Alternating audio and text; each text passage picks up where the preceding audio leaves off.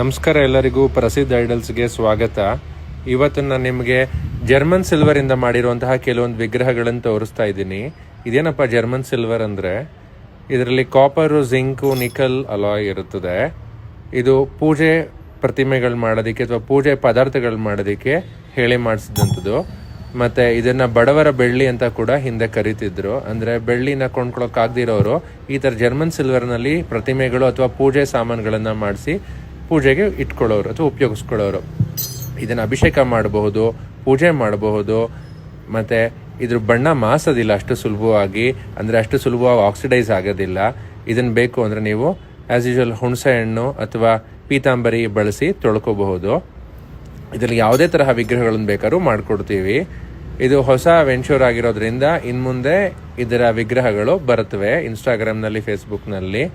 ನಿಮ್ಗೆ ಯಾವುದಾದ್ರು ವಿಗ್ರಹಗಳು ಈ ಮೆಟಲಲ್ಲಿ ಬೇಕು ಅಂದರೆ ಅಥವಾ ಈ ಮೆಟಲ್ ಕಾಂಬಿನೇಷನಲ್ಲಿ ಬೇಕು ಅಂದರೆ ನಮ್ಮನ್ನು ದಯವಿಟ್ಟು ಸಂಪರ್ಕಿಸಿ, ನಾವು ಅದನ್ನು ಮಾಡಿಕೊಡ್ತೀವಿ. ಈ ಜರ್ಮನ್ ಸಿಲ್ವರಲ್ಲಿ ಮಾಡಿರುವಂತಹ ವಿಗ್ರಹಗಳು ಅಥವಾ ಪ್ರತಿಮೆಗಳು ಡೀಟೇಲಿಂಗ್ ಆಗಿ ಬರುತ್ತದೆ. ಯಾಕಂದರೆ ಕ್ಯಾಸ್ಟಿಂಗ್ ಪ್ರಾಸೆಸ್ಸಲ್ಲಿ ತುಂಬ ಚೆನ್ನಾಗಿ ಅಥವಾ ಅಚ್ಚುಕಟ್ಟಾಗಿ ಅಚ್ಚುಗಳು ಬರುವಂತಹ ಸಾಧ್ಯತೆ ಇರೋದ್ರಿಂದ ಇದನ್ನು ಜನ ಖಂಡಿತ ಇಷ್ಟಪಡ್ತಾರೆ. So thank you everyone for watching this reel.